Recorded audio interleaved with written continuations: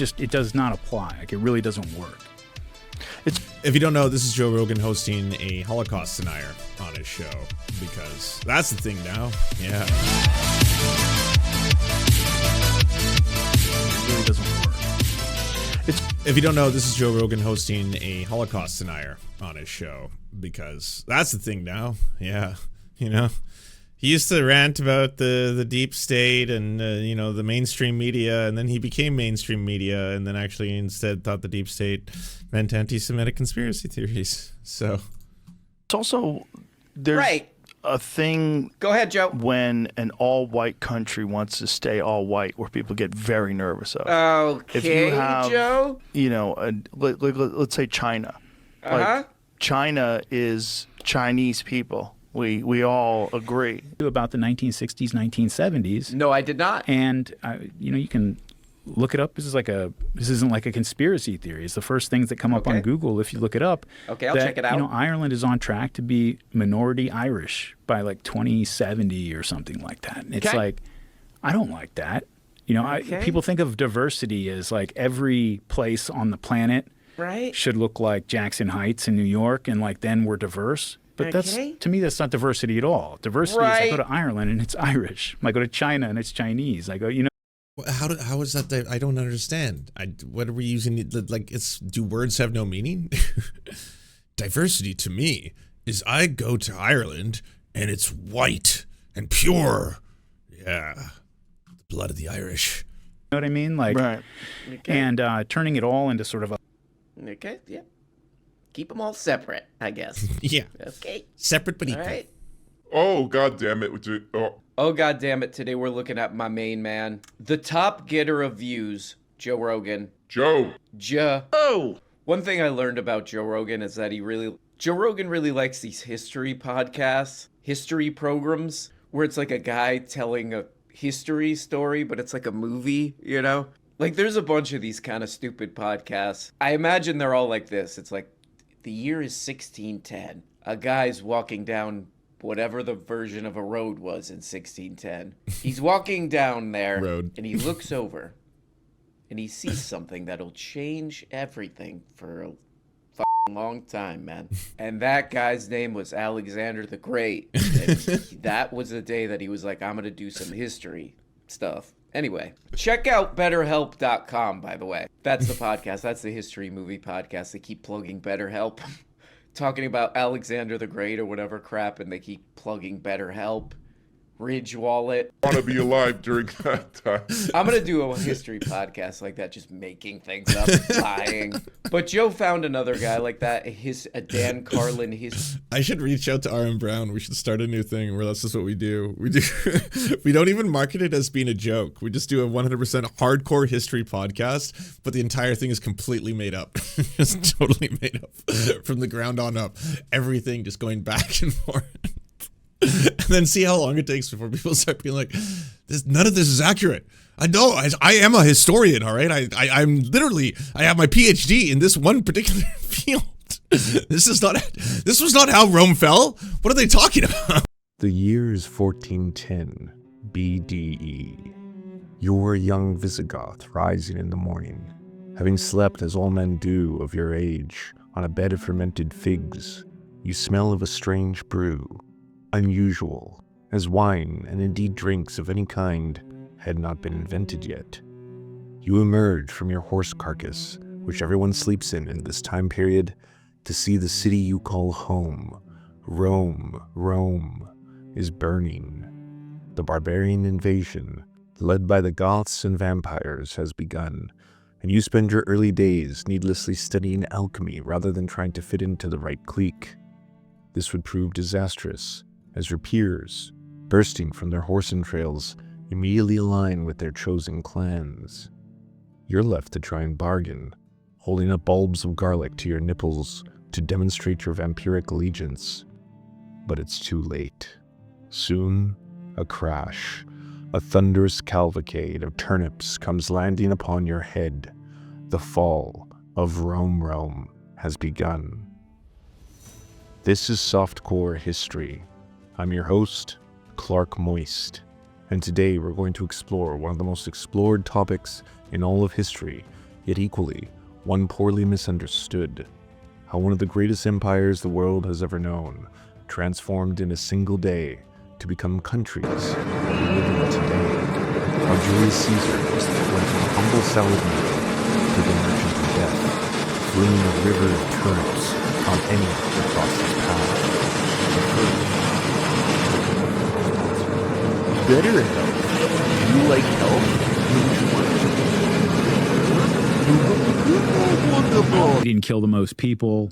He didn't commit the most atrocities. Critical of FDR, or if you're critical of Joseph not about Stalin, criticism, I though, suppose, is it? also. Hey, shut up, but man. I'm just saying, the Hey, lower man. means you're downplaying Hitler. It Yeah, just no, it's simply not does that. not follow. One at a Well, time, actually, man. I don't Okay. agree with you, because if you actually say, as a statement of fact, Right. that the chief villain of the Second World War is Winston Churchill, and you don't say it was Hitler, then It's I'm also afraid, what's I'm not afraid what said. you are doing, as Seth said earlier, what you Okay. are doing, Dave, you are downplaying. Okay. Wow. Weird. Even other kind of crazy people on the internet are like, that guy's too crazy. That Joe Rogan history guest is too Weird. But this I don't know. I mean, this guy is on a different strand, isn't he?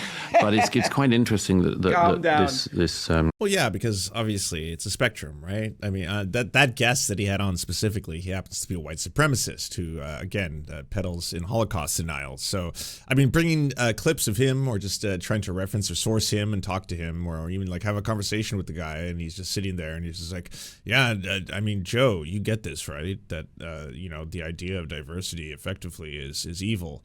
Well, what do you mean by that, bro? Well, like, would you consider it wrong to say that we should have Ireland for the Irish? No, right? So why is that wrong, right? And if I was to extend this further and tell you that to be Irish, one has to, of course, be white. Yeah. So maybe anyone who's in the country who doesn't happen to fall within that, you know, we've already set up the parameters. You know, I could say that it's very clear what's going on. this guy's ended up here. Well, as far as I can see, all of his facts are wrong. Look, if you look at the 1940s and you decide that Churchill's the baddie, you're not in a good place. right. The war. Okay, 500,000 views on this clip. Check out this transition here from the master of interviews, PBD. But anyways, that's it. Yeah, okay, right, That's it. right. If you've not looked into it and see his interviews, I don't even want to go there because it's going to throw everybody off. Okay, so let me ask you another question here for you. Jews, okay. Israel.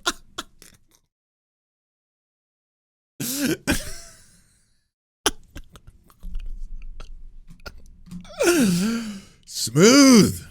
God damn, my boy's smooth. How do you compete with that? Fucking butter. All Sometimes they get. Yeah, so what is this? This is 11 Wait, days. sorry, sometimes they get what? Where were you going with that? Come on, Arm Brown, you cut away pretty quick. You were, all right. Days ago. 1 million views. Whoa. You know, and like 6 months ago, this guy went on the Tucker. That's this guy. That's on YouTube. If you want to watch that interview. That's on YouTube. In that interview, we learned that. You're a moron. But this guy went on Tucker Carlson's program, and he's like, well, what the hell did he say? Oh, Winston Churchill was the true bad guy of World War II or whatever. And everybody was like, oh, you're an idiot. You're crazy.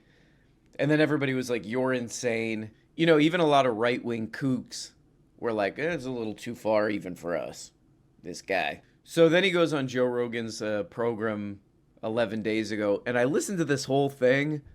It's 2 hours. Churchill was a villain for sure, but not the villain of World War II. Exactly. Those are two very different sentences. Was Churchill a monster? Yes. Did Churchill want to oversee the mass death of Indian people, including organizing mass famine campaigns? Yes. He is one of history's greatest monsters. But to call him the chief monster of World War II is something a Nazi would say. That's, again, if you're a Nazi, and again, you probably wouldn't have been a fan of anyone who banded together to fight the Nazis. You know, Churchill, probably not a fan of Stalin either, I imagine. Hours and 30 minutes, and I do think there should be a law passed. I do think we should have a law called the Rogan Act. The Rogan Act, where Joe Rogan is only allowed to do 30 minutes per podcast. every other day. But anyway, I listened to all 2 hours and 30. I think my suggestion is easier and attainable. We need a second Jamie. Because as of right now, I think the only person who keeps him in check is Jamie. But Jamie isn't really like someone who does like it. Actually, you're wrong, Joe. I just looked that up. Here's the answer. Because you don't want to fuck with the bag. So you need Jamie too, who can sit behind Jamie and then actually real time correct them and be like, sorry, I should have said this earlier. The guy that we have on, he's a monster. This dude is he's basically Hitler Youth. We probably shouldn't be talking to him at all. I looked him up right now. I just looked up his he's the Holocaust denier. Pretty shitty human. Minutes of this to deny someone who came from another country an opportunity to partake in this place. Okay. But it's coordinated. And I think that they're doing it in America for a lot of bizarre reasons that you could attribute to trying. Sorry, who is they? What is coordinated? What are we talking about? Are we talking about immigration, diversity, the different demographics? To stack states and trying to overwhelm Democratic voter registration in swing states. Okay, great. So I guess that's what happened with both mine and Joe's, whatever, great-great-grandfather or whatever. I'ma go to America for the free healthcare there. Oh no, I made a bad mistake. I mean, like a decade or more ago. Or maybe when like podcasts first started. I think I listened to a few Joe Rogans and I was like, oh, this is like, what vitamins do I need to take? Okay, I guess I'll check this out. Oh, I should do different kind of exercises. Okay. Does this need to be 2 hours long? Or like Bobby Lee or somebody comes on there, okay, I'll listen to that. But if I were like a Joe Rogan listener at any point, and he's like, look, and his guest is like, look, I don't think the mixing. Look, hey, whoa, people are saying that I'm some kind of Nazi guy or something. I never said that. I just don't think the races should be mixing, and they should all stay in their own place. What? Why people say this stuff on the internet, man? So if I was listening to a show where a guy's like, look, I don't think people should be mixing their cultures. And then the other guy, the host, is like, well, my great-grandfather or whatever crap came over here and he's very grateful and I'm glad you could do that. But also I don't like that. I think I would be like, this is just two weirdos rambling. Why am I listening? Get it? Call me when you get back to the vitamin talk, maybe. Like, what are you talking about? Like, we had this guy Flint Dibble on who, in an article, and he was talking about Graham, and he's connecting Graham to white supremacy and all this crazy shit. The girls are fighting. The girls are fighting. Of the Atlantis theory. It's the Flint Dibble. Wait, sorry, what? Because of the Atlantis theory. Oh, man. I just haven't been following Joe for a while. I didn't know how strange things had gotten. This is another thing I wonder about with the Joe Rogan audience. Do they know who the hell he's talking about? Who are these people? Oh, Flint Dibble. Oh, no, Flint Dibble. Oh, good God. Oh, Lord have mercy. Please come down and save us. Flint Dibble is in a feud. Flint Dibble is... What a name, Flint Dibble. Is in a feud. Actually, it turns out that he debated a pseudoarchaeologist, archaeologist. Sorry, I'm not an archaeologist myself, so I have no authority to speak on the subject. So he's the good guy. You wouldn't think so from the name, because it's goofy. But don't let that distract you. Flint Dibble is the hero of the story, who's actually a man of science, and Graham Hancock, that was deceptive, right? The fact that he had the word cock in his name immediately makes you think he could be kind of cool. You've literally got cock in your name, but it turns out he's not. Matt Hancock. Experts have described Hancock's investigations of archaeological evidence, myths, and historical documents as superficially resembling investigative journalism, lacking in accuracy, consistency, and impartiality. They define his work as pseudoarchaeology and pseudohistory, but they consider it to be biased towards preconceived conclusions by ignoring context, misrepresenting sources, cherry-picking, and withholding counter evidence. So he's the bad guy. Yeah. I could have learned that really quick, though. Joe, you just got to go on the internet. It takes 2 seconds. He also is a fantasy novelist. Oh, see, that's not good. You don't want someone who's basically writing and wish casting about what he thinks the natural world should be like, while at the same time also being like, oh, but I'm also a very esteemed and respected archaeologist. He's known for the History Channel show Ancient Apocalypse. Cool. That's great. In Ancient Apocalypse, he presents the pseudoarchaeological theory that there was an advanced civilization during the last ice age. It was destroyed as a result of a meteor impact. One of those. I usually classify those under white pseudoscientific, racist, revisionist history, because there's so many of these like shows, and a lot of them are on the History Channel, not just on Netflix, where it's just like pyramids. How did we do it? It could only be done through an advanced technology available to us through slavery. It was slavery is how that was done. Ah, yes. But what of this, I tell you? These stones, you see, slaves. Again, lots of them. Lots of death and human suffering. That's how we accomplished that one. But was it not for the advanced alien civilization who perhaps had a rudimentary understanding of the battery? Nope. It's, again, slaves. Every time. We found this device, slaves. Slavery. That one was also from slaves.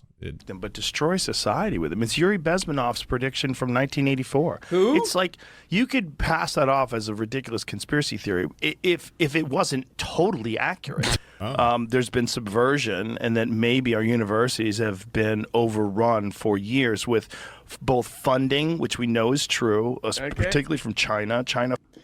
Okay, this is a thing that I've been seeing with Joe for the past couple of years. As a Joe fan, as a Joe super fan, watching all, bazillion hours of his show, he's like fascinated by this guy. What is the goddamn stupid guy's name? Yuri Bezmenov.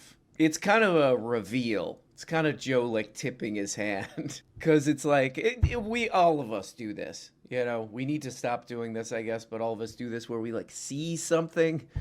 We see a YouTube video that we kind of half remember, and we're like, that's a major part of my belief system now. What was it again? Oh, yeah, there's some guy. He was doing something there. Yeah, I got to tell everybody about this. But I guess Joe Rogan saw some video about this guy, Yuri Bezmenov, and this does make me think there's something deeply wrong with Joe. Because, like, just look into that guy at all. You're instantly like, okay, it's not a lot here. Some weird Cold War crap. Guy was probably trying to like make money in America or something. It's just like useless crap. But what Joe Rogan is taking from this, I guess, is that there's like, I don't know, communist subversives in American universities. I mean, obviously, I hope there are communists. Were his predictions correct? He predicted that communist or socialist ideologies would spread in Western universities and media, while left-leaning ideologies would become dominant in academia and media institutions. This is more due to cultural shifts than a Soviet plot. Destabilization of the U.S. and the West, increasing political polarization and societal division in the West. These divisions are complex, not necessarily for the reasons he predicted. Soviet-engineered crisis will lead to a communist takeover. Turned out to be completely incorrect. Bezmenov suggested the USSR had a grand plan to weaken the West to the point where communism would be embraced. That never happened. Instead, the Soviet Union collapsed, and capitalism remains dominant. The role of the subversion in modern times. Modern disinformation campaigns like Russia and China's influence exist, but they rely more on digital information rather than ideological conversion to communism. If anything, geopolitical manipulation tends to fuel division rather than push for socialist revolutions. And they also get crushed by, the capitalist imperialist empire whenever they, show their face. As subversives in American university. But I don't know what that means to Joe Rogan. I guess it means that there are, colleges are subversive because they're going to upload a video that's mean to me about my videos. I think that's probably it. I mean, he really did get here from which mics should I buy and do I need a camera? And now he's here, a sizable percentage of the American population listening to him. I think Joe Rogan looks at his numbers and the amount of money in his bank account. He's just like, really? I'm not exactly the least bonked on the head person in the world. But I do think Joe could figure out like what he's saying is insane, Or he should have some suspicion what he's saying is insane. Because he's been talking about this communist subversion, Yuri Bezmenov. You know what's funny though is that like this actually happened a lot more under capitalism. Like when you look at the Snopes articles on like some of the theories, right? So according to Green Smoothie Girl, one of the sources of prominent information on the internet, in the 1960s, the KGB did some interesting psychological experiments. They learned that if you bombard human subjects with fear messages nonstop in 2 months or less, most of the subjects are completely brainwashed to believe the false messages, to the point that no amount of clear information they are shown to the contrary can change your mind. Well, I mean, you're talking about social media's entire business model. Like that's pretty much just how social media works. where it's just like keeps showing you the scariest, most inflammatory and horrifying reality over and over and over again until you're like, oh God, yeah, I guess. Thing for like years, you know, and you look at all the American media, New York Times, whatever, Washington Post, all this crap, CNN, Fox News, all this stuff. None of that's communist. It's all pro-war, you know, pro-big business, pro-capitalist. It's paid for by big businesses. You know, Joe Rogan on his own show, he's got Elon Musk, Peter Thiel, Mark Andreessen, Donald Trump, all these people on here. I mean, this is just like a nonstop barrage of this kind of stuff. And Joe Rogan's like, you know what the real problem? You know what's really subverting everything? Some college teachers, some college, like that shouldn't be allowed or something. Basically, Joe Rogan's saying there should be no opposing voice to like the right-wing content that's just blasted at us all the time. Like, it's so crazy. I think I'm going to start one of those history podcasts. A guy was walking down the road and he had a carriage and the carriage broke and he said, God damn it, I'm going to start a new thing. And then he looked up into the sky and he said, cars. That's what those podcasts sound like to me. I'm going to start one of those, just making up lies, just improving, riffing. None of it's true. Just so that maybe it gets to Joe so I could go on his show and just be like, hey, Joe, do you really believe this college subversion, they're trying to subvert America thing? Do you really believe that? These colleges that are owned and paid for by demented billionaires, do you really believe this idea that you saw in a YouTube video, Joe? What is the deal with you, Joe? There's that question about, there's two options about life in the universe, that either we're alone or that we're not, and both are equally terrifying. Right. Oh, good God. I feel like it's the same when it comes to Western anti-Westernism. Okay. And you say, either we're doing it to ourselves or we're not. Right. And both are equally terrifying. Yeah. You know, you'll be... Yeah, I do kind of like, my instinct is like, Joe's just some like goofy guy who rented some mics and now he's here. He rented some mics and he somehow got Bobby Lee, you know, for a couple hours and now he's here. But it is weird hearing this. Oh, the I don't know who wants to hear this besides like people who are really losing their mind on the internet. Oh, it's all this anti-Westernism. I don't know, what the hell does that mean? What the hell are you talking about? You know, like, be more specific as to what you're talking about. Is this Flint Dibble related? What the hell did Flint say this time? Flint better cut the crap or he's going to get one of these. Huh? The left is upset that this guy is uncovering fraud and waste. I am, yeah. And so in order to stop that, you must light cars on fire and put swastikas on them. Because he's a Nazi. Because he said, my heart goes out to you. Even though there's countless You got to let this go, Joe. Joe, you got to let this go, man. If you're in that position, if you've got this heritage coming in, just be careful with where you put your hands. Don't. Okay. All right. We got a reasonable guy here. He's English. So he's a little bit more level-headed. Hey, thank you, Trega. Enrico Fermi is rolling in his grave. Come on, Joe. Let's not go crazy here. Just be careful where you put your hands. But I do remember listening to this part, probably in my car, probably half paying attention. And I was like, there's something off about Joe. Joe sounds weird. And then I went and watched it. And I do kind of like, this is what I actually kind of like about the Joe Rogan podcast is like, oh no, Joe got too high. Joe got too high this time. When he starts to look at the guests, like he either wants to eat them or like he's falling asleep. He's just like a little too locked into the guest. You know how I do 2x through these videos? Joe gets high to the point where it's like it goes to like 0.5x, the thinking speed. So he's just like staring a little too long at the guest. I have to say I do enjoy that. But guys, it's not a great day. Go support R.M. Brown if you liked the comedy stylings of R.M. Brown. Arun Brown, the funny guy. Things have gotten worse, though. I don't know if you saw the latest one. Joe Rogan. Dissolving Illusions is a really great book. I probably would never have thought about exploring the real history of vaccines if we hadn't gone through the insane COVID gaslighting in the last 5 years. But after Dr. Humphrey's book, I'll never look at it the same way again. She's a very brave and brilliant woman. And then it's really sad because the top reply here is, if I have a newborn baby, what do I do for vaccines now? ? All help is appreciated. And I'm not going to click on this because I don't want the psychic damage. I've seen just thousands of people trying to explain why mRNA is actually HIV and it will cause you terrible problems. But she's like one of the most notorious quacks in the game. She claims, U.S. author falsely claims polio vaccine doesn't work. Thanks to vaccination, wild polio virus has been eliminated in the U.S. and Canada. But this social media post claims these shots are not needed and that the disease is linked to toxins. Always, this should be sounding alarm bells for everybody. When you hear this word, as soon as someone starts using the term toxins, that's when your spidey sense, your skeptic sense, should ignite in a fury, and you should get very scared, because it's going to be a kind of an all-encompassing boogeyman for anything. It's like, so what are toxins? Oh, impurities, adulterations, agents of chaos, really, Satan, the blood of evil Christ, bizarro Christ, whatever you want, bad things, you don't want them. This is false. Research over many decades has found life-threatening infections come from the poliomyelitis virus. Yelitis? I'm probably mispronouncing that. And that immunization protects against contracting polio from people coming from other countries. One of the reasons the polio vaccine doesn't work is because polio isn't caused by an infectious virus. It's caused by toxins, claims Children's Health Defense in March 1st on a post on X. AFP has repeatedly fact-checked vaccination claims from the advocacy group, which is headed by U.S. presidential candidate Robert F. Kennedy Jr. And latest post links to an interview between the nephrologist Susan Humphries, co-author of the debunked 2013 book Dissolving Illusions, which now Joe Rogan is openly promoting to 13 million listeners.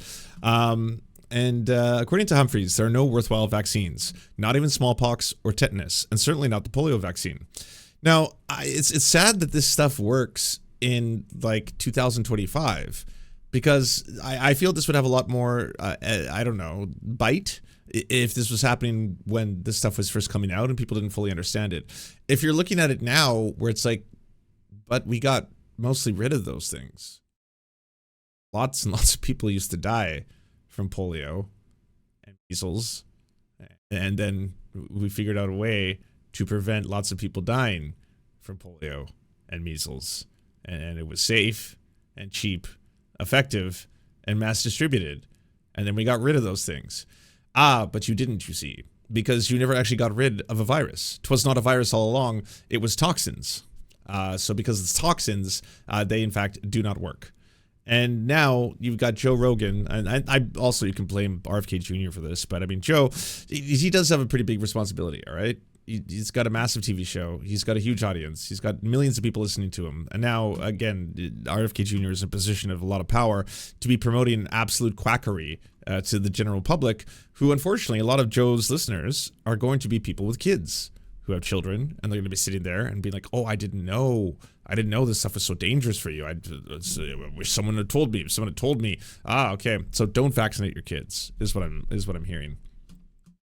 Claim is circulated on Facebook, including French, and not on Instagram. The posts are a deluge of misinformation, undermining public confidence in routine shots that prevent disease in children in the US and Canada. Contrary to online claims, the polio vaccine is effective at protecting against the virus. In 2023, the Global Polio Eradication Initiative said health workers vaccinated more than 400 million children, preventing an estimated 650,000 cases of paralysis from polio and saving the lives of about 60,000 children.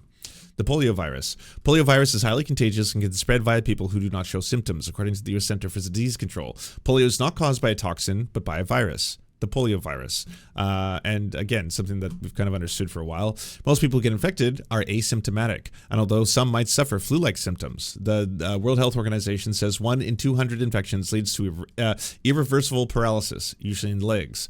So, I mean, again, it's one of those things where if you want to do the pros and the cons, it's like the pros, you get to feel like you're not putting toxins in your body, and you get to also feel like you're smarter than everyone else, right? Like that part's cool. The cons, irreversible paralysis, meaning permanent paralysis and perhaps death. The CDC warns paralysis is the most severe symptom associated with the polio virus because it can lead to permanent disability and death. There is no cure for the paralytic polio. Ornstein said the best way to eradicate polio is to vaccinate all persons for whom they are recommended. In 1954, 3 scientists won a Nobel Prize for their research on the poliomyelitis virus, which paved the way for the vaccine. The first shot was approved in the US in 1955. Thanks to widespread vaccination campaigns, wild polio was eliminated. No cases have occurred in the country since 1979. The Public Health Agency of Canada reports the last case of the wild polio virus was 1977. In 1994, the WHO certified the country was free of the wild virus. Despite the success, vaccination remains a key to protecting communities. According to Jessica Justman, professor of medicine and epidemiology at the Columbian Mailman School for Public Health, we have not achieved global eradication, so we need to maintain vaccines so that people, particularly children, can be protected from becoming paralyzed by polio. Despite just a small percentage of infections leading to permanent disability, Justman says the paralysis affects your whole life and it's not something that goes away, something that we can trust. And yeah, that sucks. I mean, we're talking about just dangerous quackery, and now that dangerous quackery being pushed on the general public. Wrong about polio. Review of Suzanne Humphreys, MD. Dissolving illusions. Longer version of the post. I mean, there's lots of articles on why this is absolutely ridiculous. But I mean, don't let that stand in the way of scaring your audience and now promoting this shit. The housing market is not broken. It's working as designed. It's designed to benefit the super rich and investors and make the rest of us pay the price. It's designed to jack up our rents and make homelessness skyrocket. Vancouver doesn't have to be this way. We can make housing affordable by closing loopholes landlords use to jack up rents, building affordable public housing, and stopping dem-evictions. I'm Sean Orr, and I'm running to be your next city councillor with COPE. On April 5th, let's fight for Vancouver.